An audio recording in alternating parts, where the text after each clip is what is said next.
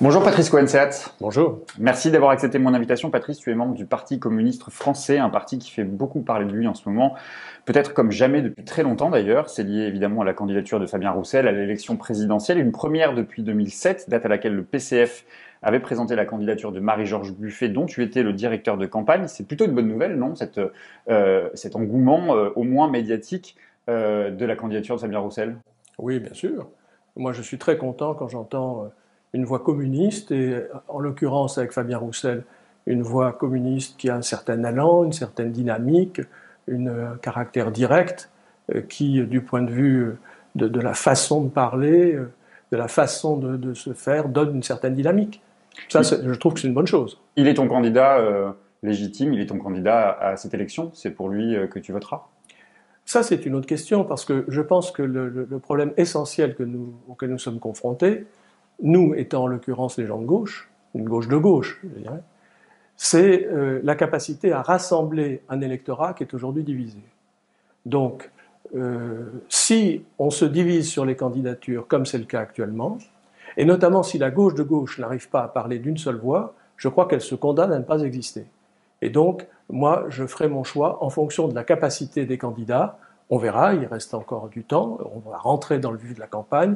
Je ferai mon choix en fonction de la capacité des candidats à rassembler cet électorat qui avait réussi à se rassembler en 2012 et qui avait non seulement réussi à se rassembler en 2017 avec Jean-Luc Mélenchon, comme en 2012, en attirant une partie de l'électorat qui s'était porté en 2012 sur François Hollande.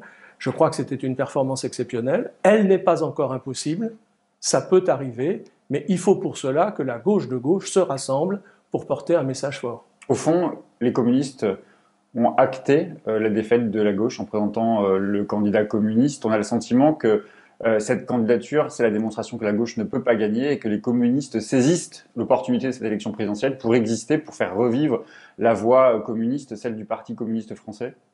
Oui, je crois qu'il y a quelque chose de ça. Alors, Fabien Roussel a dit à plusieurs reprises, moi mon objectif c'est 17%. Bon. Mais 17%, d'abord, ça paraît très difficile à atteindre compte tenu du niveau des sondages actuels, mais même 17%, on ne voit pas comment on atteindrait, c'est pas le résultat qu'il faudrait souhaiter pour la gauche aujourd'hui. On est dans une situation tout à fait particulière, où l'extrême droite est désunie, où finalement Pécresse, Zemmour et Le Pen sont autour de 14-15. C'est-à-dire que si Mélenchon ne faisait ne serait-ce que le résultat de 2017, il serait au second tour. Et en tout état de cause, il y a la possibilité de marquer la campagne en rassemblant cet électorat. Donc, est-ce que vraiment c'est une bonne chose qu'on se divise comme ça? Moi, je ne le crois pas vraiment. On arriverait à une catastrophe. Alors un mot sur le fond, parce que les positions de Fabien Roussel détonnent, elles étonnent, il plaît aux médias, il plaît à la droite aussi, au printemps républicain qui ne cesse de faire son éloge. Et à regard, on s'est interrogé à plusieurs reprises, on a d'ailleurs interrogé plusieurs responsables communistes, on s'est posé cette question, le PCF finalement a-t-il changé de cap idéologique? La réponse est non, à chaque fois qu'on pose cette question. La preuve, nous dit Yann Brossa et même Fabien Roussel, c'est que le Parti communiste français est revenu à ses fondamentaux. Mais s'il revient à ses fondamentaux, c'est qu'il y a un changement de cap, non? Oui, il y a quelque chose de ça. Mais en fait, c'est un peu plus compliqué. D'abord, il y a effectivement, à mon avis, sur les questions que tu évoquais tout à l'heure de laïcité, de sécurité, il y a eu cette affaire des poupées sans visage, oui, etc. Il y a, je crois, des dérapages. Moi, j'appelle ça des dérapages. Je sais que dans la médiatisation de la vie politique, il faut faire le buzz, et que c'est une bonne façon de faire le buzz que de faire scandale, en quelque sorte. Et c'est très étonnant, effectivement, de voir un communiste sur ces positions-là. Donc, ça fait le buzz. Et donc, ça contribue peut-être à la notoriété. Mais en même temps, je pense qu'en avalisant, en reprenant des positions qui sont plutôt celles du printemps républicain, de Valls, c'est-à-dire de la droite, de la gauche, si on peut parler encore de gauche, ou même de la droite elle-même, en faisant le lien entre sécurité et immigration et islam, par exemple, on avalise des thèmes qui sont ceux de la droite, et même de l'extrême droite. Et je trouve que c'est très, très, très dangereux. Voilà. Alors, pour le reste, c'est vrai que quand on lit le programme de Fabien Roussel, il n'est pas, sur le fond, très, très différent de celui qu'on avait avant. Mais celui qu'on avait avant, justement, je crois qu'il fallait continuer de travailler. Ça fait des années que face au déclin du Parti communiste, qui n'a pas commencé en 2000, comme le pense, je crois, Fabien Roussel, mais dans la fin des années 70, au début des années 80, il y a eu le passage quand même de 20% du Parti communiste avant 81, au 15% en 81, au 10% en 84, et au 6 et quelques pourcents en 88. Bon. Ce déclin, il a commencé avec Georges Marchais, qui lui aussi a été confronté à cela, et qui lui aussi avait commencé un travail de rénovation, par exemple, en abandonnant la dictature du prolétariat ou en mettant en cause le centralisme démocratique. Bon. Et c'est ce travail qu'il fallait continuer. Avec Marie-Georges Buffet, pendant 10 ans, on a essayé de continuer, d'approfondir. On a démocratisé les statuts du Parti communiste en créant le pluralisme de droit. On a commencé à travailler à un projet communiste de notre temps. Or, Fabien Roussel, en faisant remonter la crise, le déclin du Parti communiste, au fond, à cette dernière période, il commet une erreur d'analyse et il revient aux fondamentaux, c'est-à-dire à ce qu'on faisait avant, et qui avait créé la crise. Le problème essentiel qu'a le Parti communiste, comme d'ailleurs la gauche en général, c'est d'arriver à porter un projet d'émancipation humaine, un projet d'égalité, de liberté, qui soit adapté à la société d'aujourd'hui, à la mondialisation financière, à l'état du capitalisme aujourd'hui, à l'état des consciences aujourd'hui. Et c'est en continuant ce travail, moi je parlais en 2008, après l'échec de la candidature de Marie-Georges Buffet en 2007, des comités antilibéraux, je disais, il faut que nous allions vers une métamorphose de notre conception du communisme et de notre parti. Bon. Eh bien, on avait commencé, mais pas assez. Il aurait fallu faire un bond en avant dans la rénovation de la conception du communisme et dans son adaptation à la société d'aujourd'hui.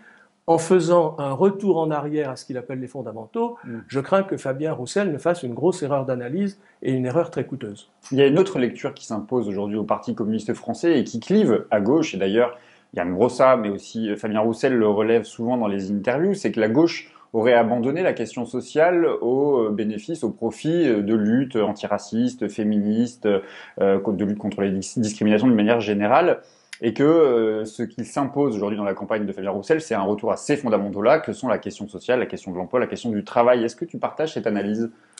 Non, je crois qu'on n'a jamais intérêt à opposer les luttes entre elles. Marx disait qu'on ne met pas dans la société quelque chose qui n'y est pas, par volontarisme politique. Mais en revanche, si on ne part pas de ce qu'est la société, et donc de ses luttes, on passe à côté de ce qui est fondamental. Parce que c'est ça qu'il y a dans la société. Il y a les luttes sociales, évidemment. Par exemple, sur les retraites, il y a eu des mobilisations considérables. Mais il y a le féminisme, il y a MeToo, il y a les luttes pour les migrants et le sort inhumain qui leur est fait. Il y a les luttes sur le climat et l'écologie. Il y a les luttes contre les discriminations. Tout ça, c'est des luttes réelles. Et si on ne part pas aussi bien de ces luttes-là, qui sont bien réelles et qui font bouger des millions de gens au total, si on ne part pas à la fois de ça et des luttes sociales, je pense qu'on laisse de côté la moitié du sujet. Ce matin, dans Le Parisien, la cible de Fabien Roussel, c'est la gauche. Il tape sur Yannick Jadot et Jean-Luc Mélenchon en dénonçant leur stratégie sur l'énergie. Il les accuse de vouloir faire doubler, voire tripler le prix de l'électricité. Qu'est-ce que tu réponds à ça? C'est le jeu politique de toute élection, d'une élection présidentielle en l'occurrence. C'est une compétition, donc il faut taper sur ses petits camarades? Moi, je préférerais qu'on essaye de poser les questions fondamentales. Le nucléaire, c'est un choix politique. C'est un choix politique extrêmement dangereux. On sait que s'il y avait un accident nucléaire en France, comme il y en a eu un au Japon, ce serait une dévastation.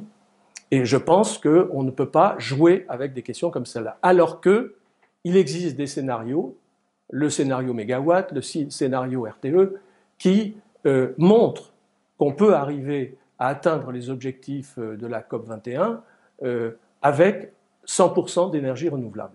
Donc, je crois franchement qu'il faut aller sur cette affaire au fond du dossier et pas en rester à des polémiques. Alors, selon certains sondages, Fabien Roussel est passé de 1% à 2, 2,5, voire 3% selon certains sondages, ce qui fait qu'il double, parfois il double, il fait plus que doubler d'ailleurs, selon les estimations. Il est en dynamique, Fabien Roussel? Je ne sais pas. Enfin, moi, mon analyse, c'est que ce qui est le trou noir de la gauche, pas seulement du Parti communiste, mais de la gauche, c'est la question d'une vision de société, d'un projet. Tout le XXe siècle, la gauche a vécu sur une idée forte. C'était que par la prise en main de la production de l'appareil économique par l'État, les nationalisations, qui était encore le fond du projet du programme commun en 1981, l'État gérait pour tout le monde, c'est un projet étatiste, gérait pour tout le monde dans l'intérêt général, et qu'ainsi on faisait le bonheur de tous. Bon. Ce projet a échoué, il a été emporté irrémédiablement, à la fois par les échecs du XXe siècle, et puis par l'effondrement de l'expérience étatiste, hyper-étatiste des pays de l'Est. Bon. Et puis les transformations du monde. On est dans un monde complètement différent de celui d'il y a 50 ans, et donc ce n'est pas ce projet-là qui peut... On n'est plus dans la société d'il y a 50 ans. Donc il faut un nouveau projet, mais un nouveau projet qui comporte une vision, un idéal, un objectif. Au fond, le capitalisme est en train de tuer le vivant sur Terre, il faut à nouveau une alternative au capitalisme. Et je regrette que la campagne de Fabien Roussel ne soit pas une campagne sur le communisme, c'est-à-dire une campagne sur une vision ambitieuse, élevée, enthousiasmante d'une nouvelle conception de l'alternative au capitalisme. Voilà, je pense que c'est là qu'il faudrait faire porter l'effort, parce que tant que la gauche proposera des mesures qui s'opposeront ou se distingueront et sur lesquelles on discutera à l'intérieur de ce monde capitaliste sans jamais le remettre en cause, je pense qu'elle n'arrivera pas, dans ses différentes composantes, communistes, comme socialistes, social-démocrates, comme on voudra l'appeler, je pense qu'on ne décollera pas. Alors, tu dis, il fait 1, 2, 3, bon, j'en sais rien, il fait 3, puis il fait 2, puis il fait 3, puis il fait 1, puis il fait 2, bon, on verra. Et je pense que dans le désarroi actuel, tout est possible, y compris qu'un certain nombre d'électeurs complètement désorientés fassent des choix qu'on n'attend pas nécessairement compte tenu des grandes constantes de la vie politique. Bon, mais je pense que la gauche dans son ensemble n'arrivera à remonter que si on lui redonne un cap et un idéal enthousiasmant. Autre sondage intéressant, c'est celui du sondage Ipsos Soprasteria pour Le Monde, qui explique que si Mélenchon était empêché d'aller à cette élection présidentielle, les électeurs de Mélenchon se tourneraient principalement sur Yannick Jadot et plus marginalement, 9%, sur Fabien Roussel. C'est plutôt étonnant ça, non? Compte tenu du fait que l'histoire du Parti communiste français et de la France insoumise est plutôt liée notamment par 2 élections successives présidentielles. Quelle lecture on peut en faire justement de cet électorat qui se répercute pas nécessairement entre Jean-Luc Mélenchon et Fabien Roussel? Je crois que l'image du Parti communiste a été abîmée, qu'il n'est plus porteur de cet idéal, de ce rêve. Je dois ajouter d'ailleurs que le fait que des électeurs choisissent Jadot plutôt que Fabien Roussel, alors que, par exemple, Fabien Roussel défend le nucléaire et que la question écologique est dans tous les esprits, n'est pas un hasard. Ce qui revient à dire qu'il faut bien tenir compte de la société telle qu'elle est et des luttes telles qu'elles sont. Il y a d'énormes luttes pour le climat, il y a d'énormes luttes pour l'environnement. L'écologie est devenue une question majeure. Si on met de côté cela en opposant la question sociale et les autres questions, les autres exigences ou aspirations qui traversent la société, je crois qu'on passe à côté. Est-ce que ça ne remet pas en cause justement cette lecture-là qu'on peut faire de ce sondage qui explique que l'électorat de Mélenchon ne va pas nécessairement sur celui de Fabien Roussel, alors qu'on pouvait le présupposer, mais plutôt vers celui de Yannick Jadot? Est-ce que ça ne remet pas en cause un peu une dizaine d'années de militantisme depuis les collectifs antilibéraux jusqu'à aujourd'hui, où on a parlé de gauche radicale? Est-ce qu'il y a véritablement finalement un foyer, un électorat de cette gauche dite radicale? Moi, je préfère employer le mot gauche de gauche. Parce que gauche radicale, on est dans un coin, au bout, bon, ça ne me plaît pas, alors que je crois que cette gauche de gauche, elle devait être au cœur de la gauche. Bon. Et d'ailleurs, la grande performance de l'élection de 2017, avec le résultat de Jean-Luc Mélenchon, c'est qu'il a démontré qu'il était possible de rassembler l'essentiel de la gauche autour d'une vision transformatrice de la société. Bon. Et je crois que c'est ça qu'il faut faire, c'est-à-dire il faut réussir à partir des combats d'aujourd'hui pour porter une vision du dépassement du capitalisme, c'est-à-dire une vision d'un autre système. Aujourd'hui, ce système est à bout de force. Je disais tout à l'heure qu'il est en train de tuer le vivant sur Terre. Tout le monde le sait, tout le monde le voit. C'est ça qu'on attend. On attend une transformation, un changement de système progressif, démocratique, mais un changement de système qui permette de répondre aux enjeux d'aujourd'hui. Voilà. C'est donc, à mon avis, sur ce terrain-là qu'on peut arriver à faire la différence. Or, ça, c'est encore ce qui manque. Et quand on oppose ces luttes sur l'écologie, par exemple, à d'autres luttes, eh bien, je crois qu'on fait une erreur stratégique. Il va de soi que les communistes doivent donner leur parrainage à Fabien Roussel et à personne d'autre. C'est ce que nous a dit Yann Brossa dans la Midinale quand il était invité il y a quelques jours.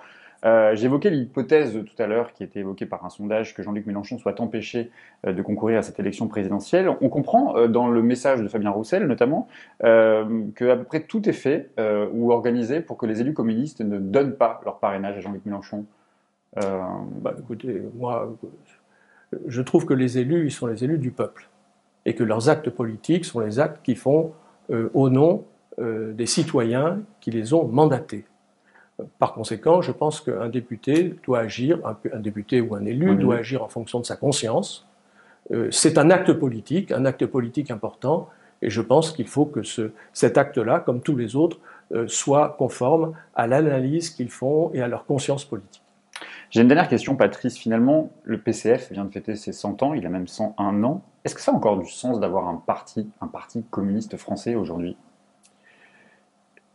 Qu'il soit communiste ou qu'on l'appelle autrement, je pense que le grand enjeu, une fois de plus, c'est qu'aujourd'hui, on fasse revivre l'idée que l'on n'est pas condamné pour toujours à vivre dans une société capitaliste qui est fondée sur la recherche maximum du profit, quels que soient les dégâts. Voilà, ça me paraît être la question centrale et celle qui en fait est dans toutes les têtes. Donc, de toute façon, quelle que soit la forme d'organisation, qui peut varier, on n'est pas obligé de garder pour toujours le type de parti créé au XIXe siècle. Quels que soient les noms qu'on lui donne, quelle que soit la dynamique qu'on veut créer, je crois qu'il faut absolument donner une dynamique à cette idée-là. Cette idée-là, elle est fondamentalement communiste.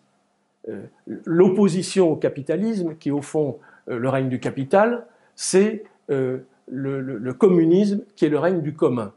On peut utiliser les mots qu'on veut, mais ça revient à ça. Bon. Or, il faut arriver à engager un combat sur cette idée de passer du règne du capital au règne du commun.